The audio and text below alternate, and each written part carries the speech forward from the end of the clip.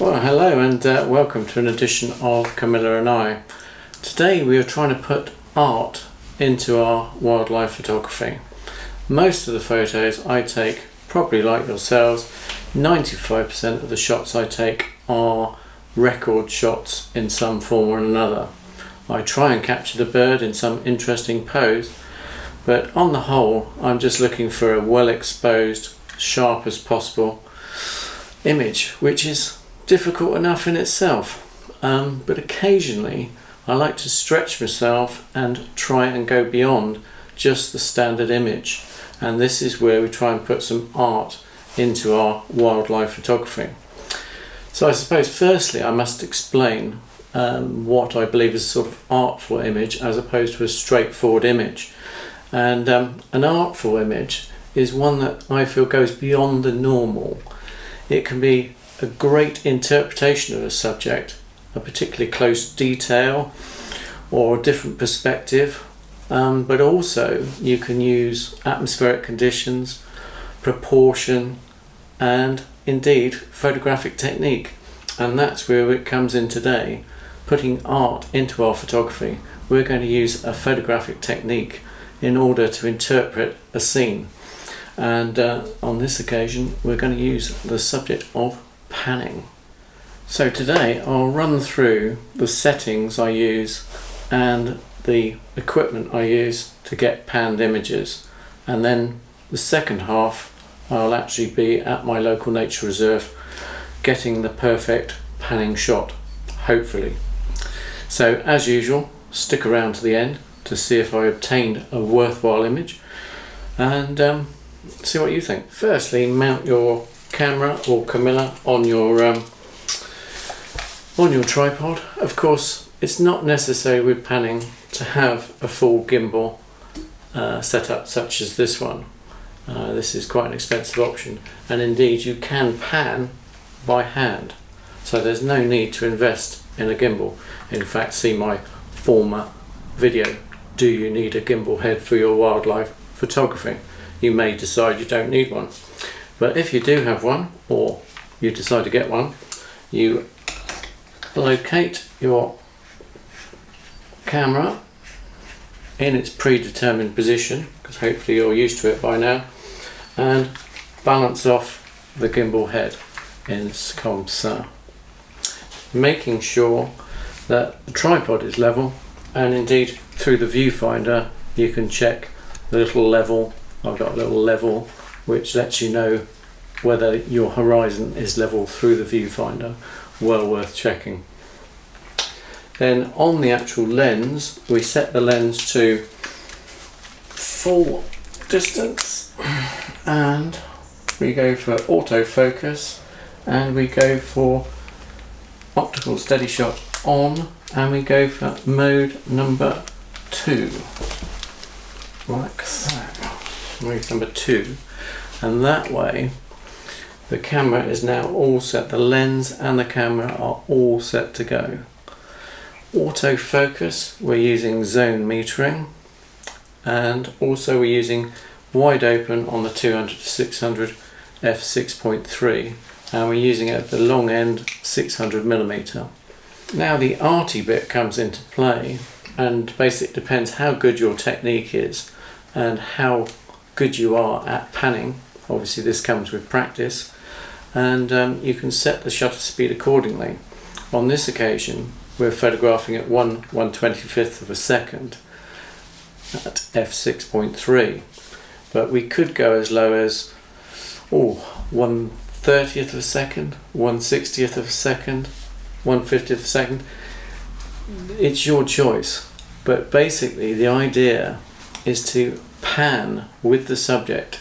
In this situation, as the bird takes off, we go with the actual subject, hopefully at the same speed as the subject's travelling, and then we can get the actual bird. I'm aiming for the eye to be in focus, but as the bird takes off, the background goes to a nice blur, and it depends what shutter speed you set, how much blur you get behind the subject.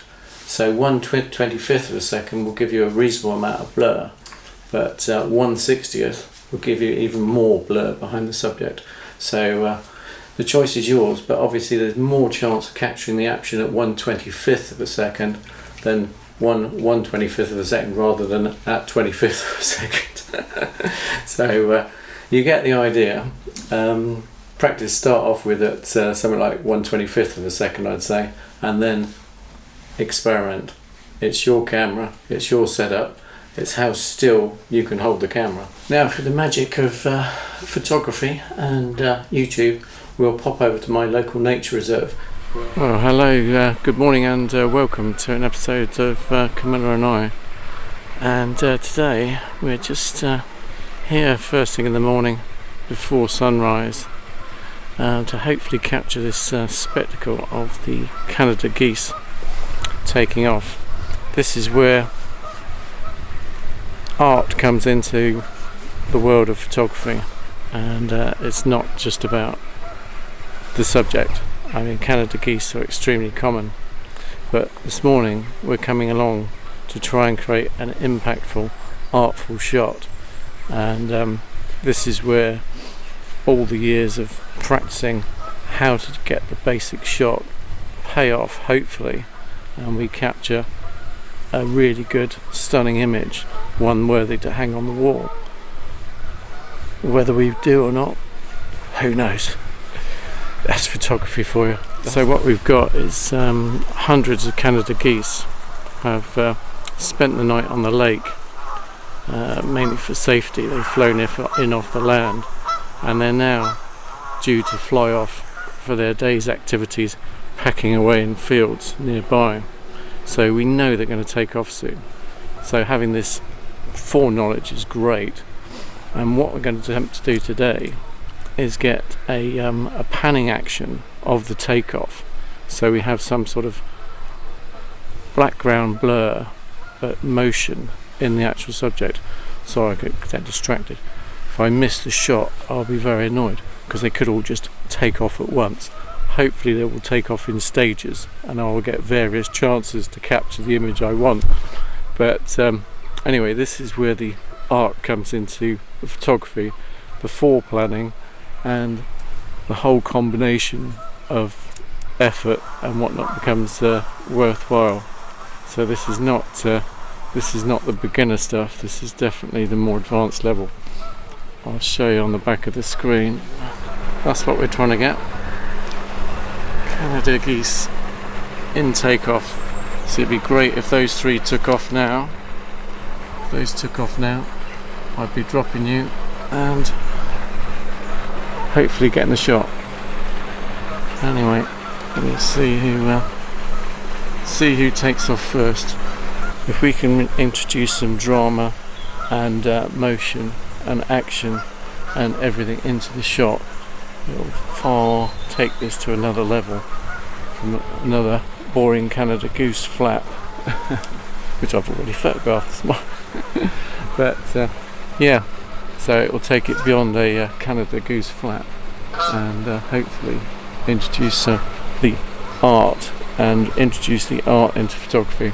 So that's what I'm on about this morning on Camilla and I. Atmospheric conditions can introduce an element of art into photography, but it's also the actual motion and emotion you can create in the shot using the conditions to your advantage. Could be any subject. I mean, we've got some nice swans over here. Where are they? Now if they took off, again, we'd be very interested in those there. If they took off, that could be a very interesting shot. We're on 1/25th of a second, wide open at f6.3, because that's still quite a wide aperture really, and goodness knows what ISO level we're at, but hopefully as low as possible on the auto ISO. So we're just waiting for the action to commence, and hopefully action will commence soon. So I'm not sure if the Canada geese are waiting for sunrise as well, but it could well be. The sun's just coming over the horizon now, and then I believe they will take off, usually into the wind, although it's totally breathless this morning. I can't even tell which direction the wind's blowing at the moment. Anyway, any second hopefully we'll have some action to film, especially with this nice little bit of mist still around at the moment. It'd be great if we can still have this little bit of element of mist. Anyway, we're all ready to go, we're all ready to pan and capture the action as they fly off, hopefully. Well, there's a lot of wing flapping going on now, so I think any minute they will be off. So we're poised, ready for action. There's one group. There's usually one leader in a group, and once their wings go into motion, the whole lot will set off behind. So hopefully they'll be going soon. Just making sure I'm perfectly level. Helps to have a an inbuilt level in the actual viewfinder, so you can hopefully you've got one in your camera, so you can tell when the horizon or the water level's level. So as you pan with the action, I'm going to be in line with the water. I'm probably going from left to right, as all the birds are over on the left, and as the cacophony of sound increases, it's a good sign that they're about to set off. So there's a lot of wing flapping going on, a lot of pre-flight preparations, so we could be in business any second. And then there should be a pile of noise. Just checking the settings. What have we got? It's ISO 800. Oh, another wing flap. ISO 800, and so we're wide open on this 200-600 f6.3 and panning at 1/25 of a second.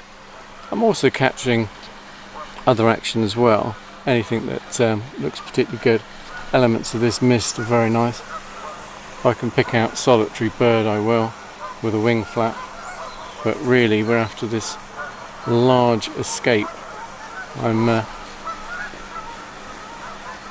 currently zoomed right in at 600mm. If the whole lot take off, I may zoom out to 200 to capture the whole majesty of the scene, but we will see how many take to the air in one go.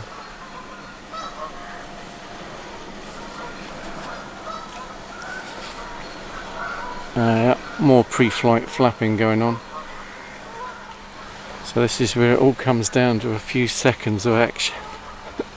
Oh, the pressure. I just hope I don't miss it. If I do, link to shots I didn't miss. So as you know, we cheat on Camilla and I. It's not always the shots on the day. Well, it mostly is. Sometimes it's the whole day. Hopefully today's the day. Oh, we've got some action.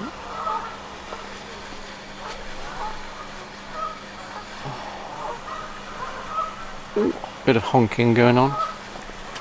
Bit of flapping. Bit of pre-flight flapping.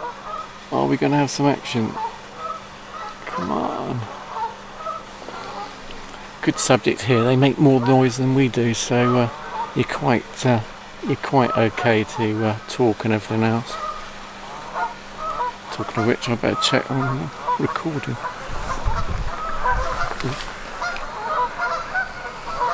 Well, we had a couple sneaked off there. A couple just snuck off while I wasn't looking. They snuck off round the corner. I did get some shots away, but not much. Anyway, now I can judge possibly where they're going to fly from. So they seem to fly around the corner, so that might limit my panning abilities. This one took off about here, so I'm sort of like thinking, oh, perhaps they'll go in about the same spot. The test pilots have already flown, So I might get some action. Oh yes, here we go.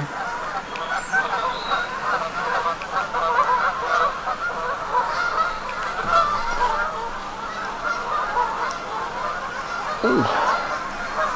Over there, so a few are gone. We've got a few shots, hopefully. Fingers crossed.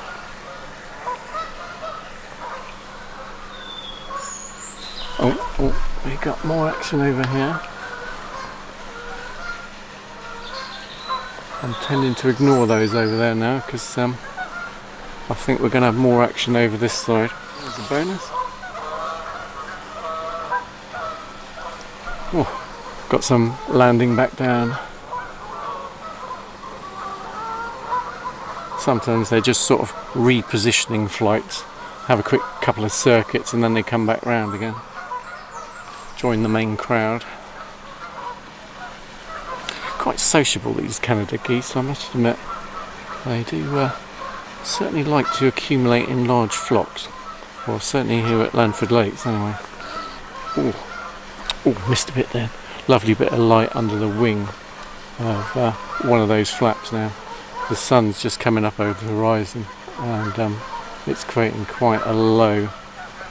Just in that particular spot there was a particular nice bit of light. So always looking for anything inspirational, any elements of light. Where did you come from? Yeah, so here we are on Camilla and I this morning. The sun's just coming up over the horizon and the Canada geese are off to the fields, and this is the opportunity we've been looking for to get a few of those flight shots as they take off. Hopefully got a few in the bag, but hopefully linked to a few in the bag, but it's a tricky subject, and this is the thing, when you go on to a more advanced level of the art side of photography, then you don't get quite so many hits. It's surprising. If you're pointing the camera at a still bird and you don't create any motion, it's quite an easy shot, but when you're trying to film and take panning shots at 1/25 of a second, it's not easy. So it's more for the advanced level, but anybody can do it. I mean, you've only got to point the camera in the right direction and pan at the right speed, and you'll get a superb background blur. So don't think it's impossible. This is not only for the best equipment in the world helps, but it's more about technique than the actual camera in this case, and it's your interpretation of it. Once you're at one with your camera, then you can experiment like this and have a more enjoyable, I suppose, photographic experience, creating more arty shots. I say 95% of the shots I create are straight portraits, straight poses in good light. So it's very nice. It's refreshing to be able to get something which is a little bit more out of the usual. There's nothing more boring than a standard Canada goose shot, and they are everywhere. But when you capture them like this, first thing in the morning, with a bit of mist and a bit more atmosphere. Oh, here they go now. I missed those. Amazing. Great to see. Quite a spectacle. So yeah, I would encourage everybody to go out and practice their panning technique. Well worth getting out there in wildlife photography with the old panning motion. Say anywhere between 1/40th, 1/60th, 1/125th of a second. Yep, it depends how good you are, basically. Practice makes perfect, and it's not an exact science. It's an art. It's being at one with your camera. It's your Obi-Wan Kenobi Star Wars moment, when you're at one with your piece of equipment, and if you get it right, spectacular. Or you can just produce a load of rubbish, but that's half the fun, isn't it? I mean, why do we do it? If it was easy, I wouldn't bother personally. So get out there, try the advanced skills, and don't forget, get down to your local lake Doesn't matter what you're photographing. No, Camilla and I, we don't care. It's not just the subject. Doesn't matter how accessible it is. Doesn't matter how remote it is. It's how you photograph it that counts. Sorry, interrupted there as a little spectacle taking off. Absolutely marvellous. So yeah, as usual, don't forget to like, subscribe, whatever on Camilla and I. We don't mind. Comment below if there's anything you want to add to the technique of panning. I've missed out a whole load of things. It's first thing this morning, so no doubt comment below if you've got anything to add to the topic. But yeah, bringing art to photography. It is an art form, and this is why it's an art form. If you do it properly, it's a real art form. So anyway, have a good one. Bye from Camilla and I from Langford Lakes. Get to know your equipment and get to know your local reserve and get to know what's flying in your area. Bye for now.